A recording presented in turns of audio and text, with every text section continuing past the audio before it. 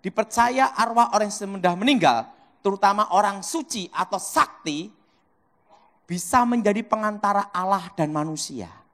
Antara dewa dan manusia. Maka ada namanya itu penghormatan arwah leluhur. Nah, makanya ada orang ke kuburan, sembahyang di kuburan.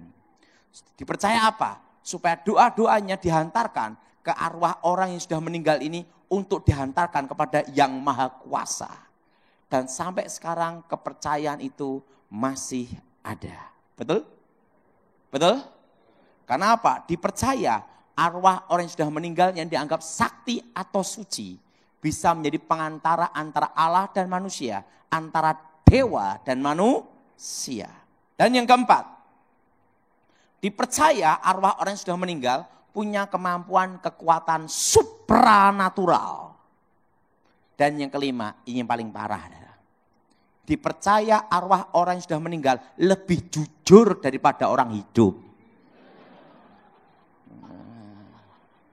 Makanya kalau orang mimpi ketemu kakek yang sudah mati. Saya di sana ndak ada mobil, perlu mobil dan uang. Nah, kamu tak kasih nomor, togel. Besok keluar nomornya 75. Bangun dari tidur langsung kasih mobil-mobilan, uang-uangan. Belikan nomor 75. Sekalipun nanti nomor itu belum tidak keluar, mimpi lagi dibeliin. Betul? Yang ketawa pelaku. Nah, karena dipercaya orang yang sudah meninggal lebih jujur daripada orang hidup. Walaupun dulunya kakeknya tukang tipu. Nah, jadi pertanyaan, apakah ada hubungan antara orang mati dan orang hidup? Nah, dalam ilmu kebatinan sebelum saya bertobat, ada istilah bahwa di dalam diri manusia ada namanya saudara kembar. Nah, apa yang disebut saudara kembar?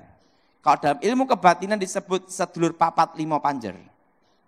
Dan kalau dipercaya juga, kalau orang kebatinan, makanya kalau bayi baru lahir, langsung dikasih benda penerang, minyak teplok, dan kembang staman. Supaya kembaran sang jabang bayi menyertai, melindungi, bahkan menolong. Yang jadi pertanyaan, apakah ada saudara kembar manusia? Dan yang kedua, apakah ada komunikasi antara orang mati dan orang hidup? Nah, sebelum saya bertobat, saya melajari ilmu meraga sukma. Roh keluar dari tubuh, sehingga saya tahu tentang dimensi itu. Nah, sekarang akan saya bahas apakah ada komunikasi antara orang hidup dan orang mati. Saya minta untuk contoh. Bapak ini ke sini, Pak. Ini Pak siapa nih?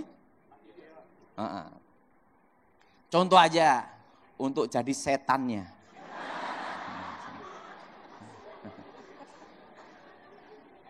Nah, saya minta yang baju putih sini, Pak.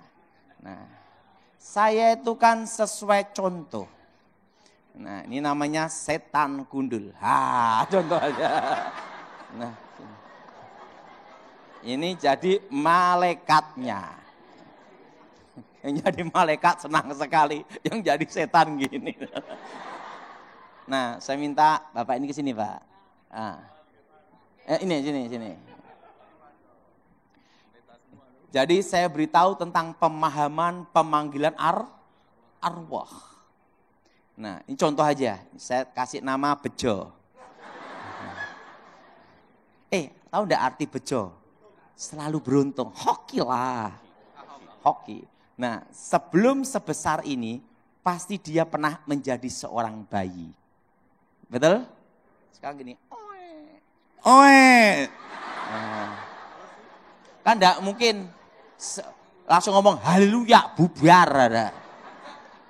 Langsung di sini ada setan. Kenapa ada setan? Alkitab berkata, iblis seperti singa yang mengaum-ngaum mengelilingi kita. Jelas? Nah, di sini ada malaikat. Haleluya. Kenapa ada malaikat? Alkitab berkata, malaikat Tuhan berkemah di sekeliling kita. Karena orang tuanya orang Kristen. Waktu usia 1 tahun, setan ini membentuk dirinya 1 tahun. Tapi malaikat tidak berubah bentuk. Usia 17 tahun, setan ini membentuk dirinya 17 tahun. Tapi malaikat tidak berubah bentuk. Usia 18 tahun dia murtad menyangkal Tuhan. Malaikat pulang. Dia belajar ilmu gaib, ilmu kebatinan. Bertapa gini. Pertama kali dia akan melihat roh adalah ini. Yang gini ngadep sini, yang wujudnya sama seperti dia. Makanya kalau orang bertapa, langkah awalnya dia adalah melihat dirinya sendiri. Makanya kalau yang tahu bahasa saya ini adalah orang kebatinan. Yang bergaul ilmu gaib. Pertama kali dia lihat adalah dirinya sendiri. Dan roh ini pula yang pertama kali masuk. Untuk menghubungkan roh-roh yang lain. Usia 70 tahun, mati. Sekarang mati, innalillahi. Karena tidak dalam Tuhan, contoh aja. Karena tidak dalam Tuhan, langsung ke dunia orang mati. Detik itu juga, dunia arwah. Terpisah di antara orang hidup. Tetapi yang di kuburan adalah ini. Yang wujudnya sama dengan ini. Baik suara, cara bicara, hobi, semua sama.